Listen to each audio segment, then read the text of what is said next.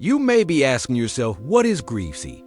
Well, it's not actually called Greifensee, but that's how I pronounce it in my head. I mean, I've never been there, so I don't really know. But anyways, it's a lake in Zurich, Switzerland. And in this video, we'll get to know about Greifensee, where it is, some of its history, interesting places near it, and of course, we'll have to talk about recreational opportunities such as swimming, fishing, and boating. So let's get right into it. All right, now that we've gotten our bearings, let's start with geography. Greifensee is the 13th biggest lake in Switzerland and the 6th biggest in the canton of Zurich. It has a surface area of 29.65 square kilometers, or 11.45 square miles, a maximum depth of 147 meters, or 482 feet, and a mean depth of 78 meters, or 256 feet. Now, when I was in school learning about maps and stuff, my brain could never wrap itself around metric measurements. Like 0.29, 65 square kilometers for a lake that big doesn't make sense. But then converting it to miles didn't make any more sense. And I just got all twisted up. So now I'm an adult, and I still struggle with understanding how big something is if it's only measured in metric. That's why I always like to try to convert it to miles or yards, or something that I can relate to. And if you have that problem too, here are some comparisons that might help. Lake Greifensee is about 3 times smaller than Seneca Lake in New York State, USA, or to look at it from the other side, Seneca Lake is about 3 times bigger than Lake Greifensee. Or maybe it's easier to think about it this way. Lake Greifensee is about 1/3 the size of Lake Tahoe, California, Nevada, US. All right, now let's get on to history. This is a subject I find super interesting because I love history, and I also love learning about how things got their names. Now, apparently the name of the lake comes from a legend about a griffin that lived in a cave on one of the nearby mountains. There isn't any written proof of this legend, so who knows if it's actually true. But I really hope it is. The earliest written records we have of Greifensee date back to 823 A back then. The Romans used the lake to transport goods and people, and they had regular boat traffic going across it. During the Middle Ages, the lake was mostly used for fishing and farming. People would use the fish from the lake as fertilizer for their crops, and the water from the lake was used to water the fields. Nowadays, tourism plays a big role in the economy of Greif, and that's because there's a lot of cool stuff to do around there, which we'll be getting to later in this video. All right, enough about history. Let's get into nature. You already know I love talking about nature. As you can imagine, living in Switzerland, the home of the Swiss Alps, meant that the people of Gremode had to get used to avalanches, landslides, and mudslides. Fortunately though, these events are quite rare. Still, since 2000, 2 large landslides have occurred, one in 2002 and another in 2005. Those were part of the Platte landslide complex, which was the biggest landslide in the history of Switzerland. It caused an estimated 3 million francs in damages and forced the evacuation of several homes.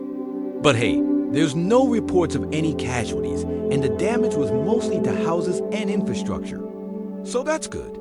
According to a report by the Swiss Academy of Sciences, it looks like most of the lake is oligotrophic, which means that it has very low nutrient levels compared to other lakes in the region. Also, the oxygen level in the lake is fairly high, which makes it habitable for many different types of aquatic life.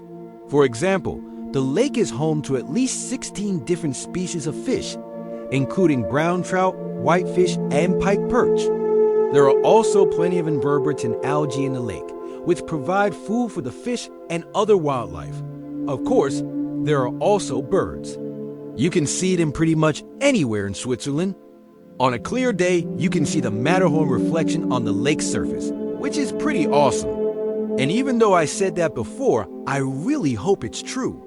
I hope there's griffins too. All right, now let's get to tourism. And when I say tourism, I mean tourism. In this section, I'm going to tell you all about the different activities that you can enjoy when visiting Greece. First off, I got to talk about boating. Boating is probably the most popular activity on the lake. People come from all over to enjoy the beautiful views while cruising around on a boat. If you don't have a boat, don't worry, you can rent one. There are plenty of rental companies on the lake that offer hourly, daily, and even weekly rentals. If you're looking to rent a boat, I recommend that you book ahead of time, especially if you're visiting during the summer. We all know how busy it gets over there. By the way, you don't have to have a license to drive a boat on the lake as long as it's under 20 horsepower. But if you want to rent a bigger boat, you'll need a license. Now, let me tell you a little secret. Okay, it's not really a secret, but I'm telling you anyways. If you want to take your boat out on the lake, you're going to need a trailer. Now you can buy a boat trailer, but I wouldn't really recommend that unless you want to put a big hole in your wallet. Instead, you can rent a boat trailer. And if you search online for boat trailer rentals in Greece, you're going to find a bunch of options. Just make sure to reserve ahead of time, especially during peak season. By the way, if you want to launch your own boat into the water, there are plenty of places where you can do that. Some of the most popular spots are the boat ramps at Greifensee, Steg, and Milan. So keep that in mind if you're looking for a place to put in your boat. Once you're on the lake, there are plenty of things to see and do. You can go fishing, swimming, snorkeling, or just cruising around and taking in the beautiful scenery. There are also plenty of places to stop and have a picnic or barbecue. Just make sure to clean up after yourself. And if you're planning on camping out, there are plenty of campgrounds around the lake. Just make sure to reserve ahead of time because they fill up fast. Also, if you're into sailing, you're in luck. There are plenty of sailing clubs and schools around the lake. So you'll have no problem finding a place to learn or improve your sailing skills. The waters of the lake are generally pretty calm, which makes it a great place for beginners. All right, moving on, let's talk about the restaurants and hotels around Greece. There are plenty of great places to eat and drink around the lake, so you'll have no problem finding somewhere to grab a bite to eat. Some of the most popular spots include the Restaurant Green, Olac, and the Schiff. And if you're looking for a place to stay, there are plenty of hotels and apartments to choose from. Some of the most popular places to stay include the Hotel Bellevue, the Park Hotel Greenau, and the Ferienwohnung Greenau. There are also plenty of vacation rentals available on sites like Airbnb and VRBO, so you should have no problem finding somewhere to stay regardless of your budget. And finally, let's get to the recreational section. When it comes to recreation, there are plenty of things to do around Lake Greifensee. You can go swimming, sunbathing, picnicking, hiking, biking, fishing, or boating. There are also plenty of golf courses and horse riding stables in the area. So you should have no problem finding something to do. One of the most popular things to do around the lake is to go swimming. The water is usually pretty cold, but that just makes it more refreshing on a hot day. There are plenty of beaches around the lake where you can swim. Some of the most popular ones include the Strandbad Greifensee, the Badestel Horgen, and the Badestel Thorwell. And finally, let's talk about skiing. Now, I know I just spent the last 10 minutes talking about how nice it would be to go swimming in the lake. But trust me, skiing is pretty great too. After all, this is the Swiss Alps we're talking about. You can go skiing or snowboarding at any of the resorts around the lake. Some of the most popular ones include the Flumserberg, the Stews, and the Hohe-Ibrig. There are also plenty of cross-country ski trails around the lake. So you should have no problem finding a place to ski no matter what your skill level is.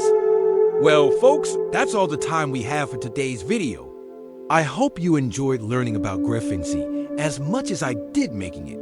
If you did, please leave a thumbs up comment, subscribe, and share it with your friends. And if you have any suggestions for future videos, please leave them in the comments below. Thanks for watching, and I'll see you next time.